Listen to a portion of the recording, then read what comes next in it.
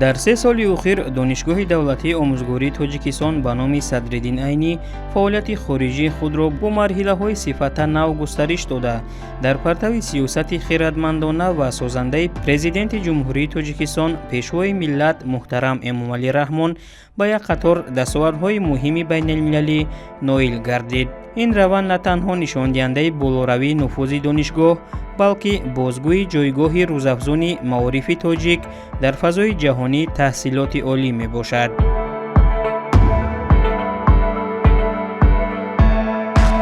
дар ин давра донишгоҳ бо беш аз 20 муассисаи олии таълимӣ, илмӣ ва таҳқиқотии кишварҳои хориҷ шартномаҳои нави ҳамкорӣ ба имзо расонида, шумораи умумии созишномаҳои байналмилалиро ба зиёда аз 120 расонид. Созишномаҳои ҳамкорӣ бо муассисаҳои бонуфузи Корея, Англия, Ҳиндустон, Узбекистон, Молдова, Ҷумҳурии Мардумии Чин, Беларусия, Федератсияи Россия ва дигар кишварҳо ба тасвиб расиданд, ки ҳар яке дар рушди таҳсил, илм ва табодули таҷриба натиҷаҳои назаррас ба бор оварда истодаанд.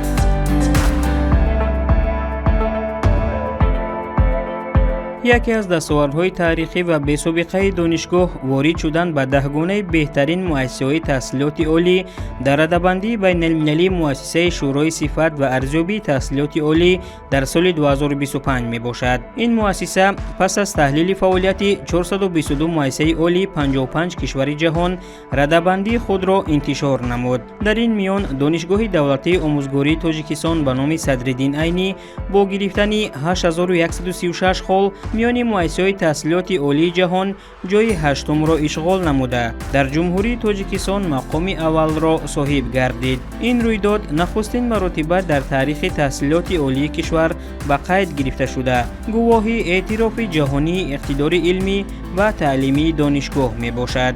дар идомаи эътирофи байналмилалӣ 89 ихтисоси донишгоҳ аз ҷониби Ассотсиатсияи таҳсилоти олии Чини, Созмони ҳамкории Шанхай ва Маркази хизматрасонии Чин оид ба табодули байналмилалии илмӣ аз аккредитатсияи байналмилалии донишгоҳӣ бо муваффақият гузаштанд. ҳамзамон вазорати маорифи ҷумҳурии мардумии Чин донишгоҳи давлатии омӯзгории Тоҷикистон ба номи Садриддин Айниро дар радабандии муассисаҳои олии касбии Тоҷикистон ҷойи аввал арзёбӣ намуда, ин натиҷаро дар сомонаи расмии худ интишор кард. бояд гуфт, ки ин баҳои баланд аз таваҷҷуҳи рӯзафзуни довталабони чинӣ ба донишгоҳ шаҳодат медиҳад. ман аз сифати таҳсил ва муҳити илмии ин донишгоҳ қаноатмандам. дарсҳо бо мазмуни амиқи илмӣ мегузаранд. фазои дӯстона миёни устодон ва донишҷӯён ба пешрафти таҳсил мусоидат мекунад.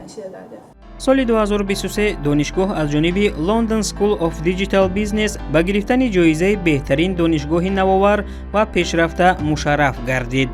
ин эътироф натиҷаи сиёсати муассир дар самти рақамикунонӣ ва ҷорӣ намудани дарсҳои видеоии илмӣ мебошад. имрӯз донишгоҳ пешсафи ташкили дарсҳои видеоӣ дар кишвар ба ҳисоб рафта, зиёда аз 5000 дарси видеоии илмӣ бо забонҳои тоҷикӣ, русӣ, англисӣ, фаронсавӣ, олмонӣ, узбекӣ ва дигар забонҳо пешкаши ҷомеаи илмӣ намудааст.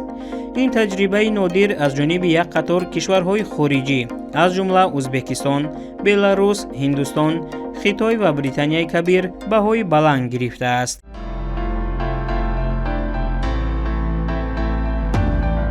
бо мақсади татбиқи сиёсати давлатӣ дар самти рушди бисёрзабонӣ ва омӯзиши забонҳои хориҷӣ дар донишгоҳ маркази чинӣ ва маркази кореягӣ таъсис ёфта, маркази русӣ пурра навсозӣ ва бо технологияҳои муосир муҷаҳҳаз гардонида шуд.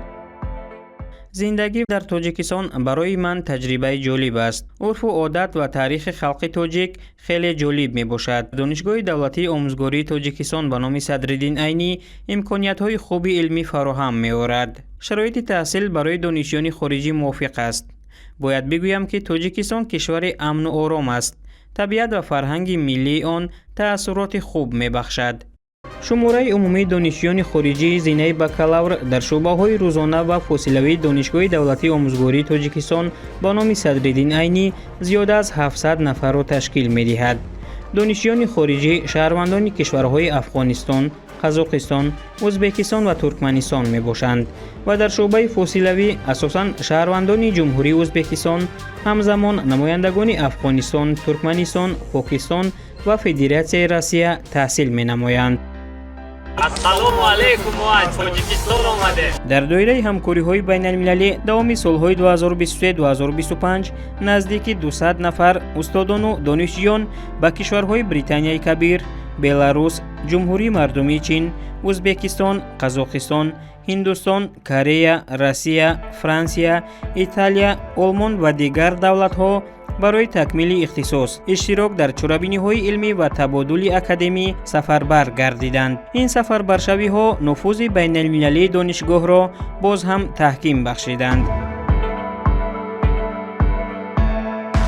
соли 2025 барои донишгоҳ марҳалаи нав дар ҳамкориҳо бо шоҳигарии Британияи Кабир оғоз шуд. Зимни сафари ҳайати роҳбарият таҳти сарварии ректор профессор Аҳлиддин Ибодуллозода вохӯриҳои сатҳи баланд бо роҳбарияти донишгоҳи Кембриҷ, UCL, Regents University London, агентии таъмини сифат ва дигар муассисаҳои бонуфуз баргузор шуд. муаррифии донишгоҳи омӯзгорӣ дар донишгоҳи Кембриҷ ҳамчун рамзи эътирофи байналмилалӣ аҳамияти хоса дорад.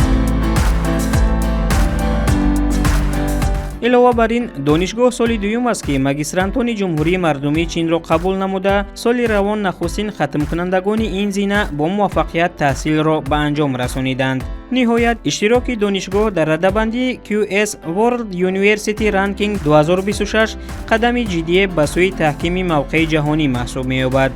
ин раванд шаҳодат медиҳад ки донишгоҳи давлатии омӯзгории Тоҷикистон ба номи Садриддин Айнӣ ба марҳалаи нави рушди стратегӣ ворид шуда, омода аст дар фазои байналмилалии рақобатпазир мавқеи устуворро соҳиб шавад. имрӯз донишгоҳи давлатии омӯзгории Тоҷикистон ба номи Садриддин Айнӣ на танҳо як муассисаи миллӣ, балки як бренди эътирофшудаи байналмилалӣ дар соҳаи маориф мебошад.